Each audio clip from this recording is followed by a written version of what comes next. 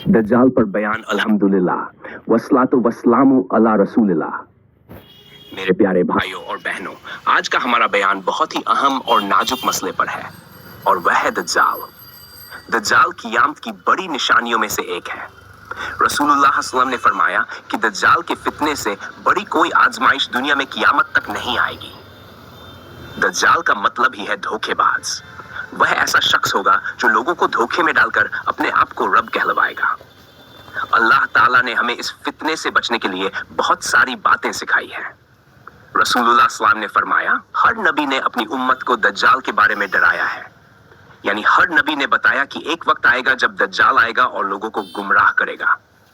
दज्जाल की पहचान, दज्जाल की एक आंख खराब होगी और दूसरी आंख अंगूर के दाने की तरह उभरी हुई होगी।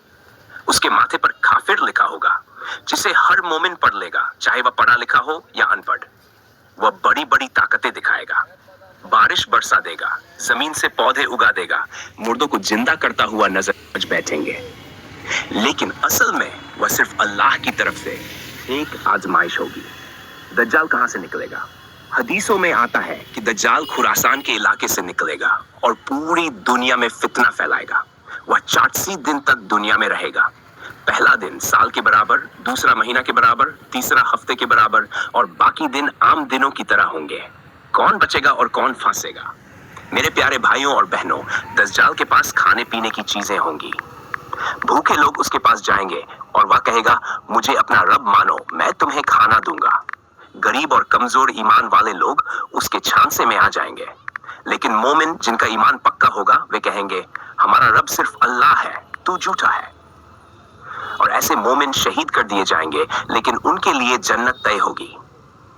दज्जाल से बचाव का तरीका, रसूलुल्लाह सल्लल्लाहु अलैहि वसल्लम ने हमें दज्जाल से बचने का तरीका बताया।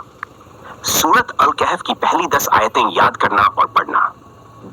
दज्जाल से मुलाकात से पहले अल्लाह की पनाह मांगना। अल्लाहुम्मा इन्नी औज़ु बिका मिन फितनति दज्जाल।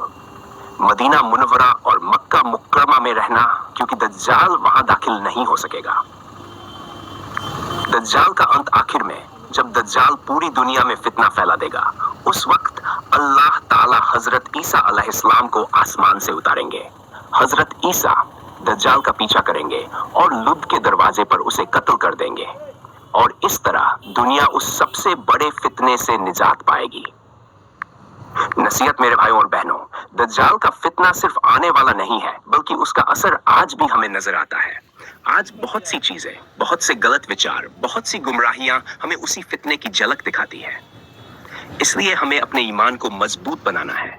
नमाज की पाबंदी, कुरान की तिलावत, सच्चा ईमान और अल्लाह पर पूरा भरोसा, यही हमारी हिफाजत है। अल्लाह ताला हम सबको दज्जाल के फितने से, कब्र के अजाब से और हर किस्म की गुमराही से महफूज रखे।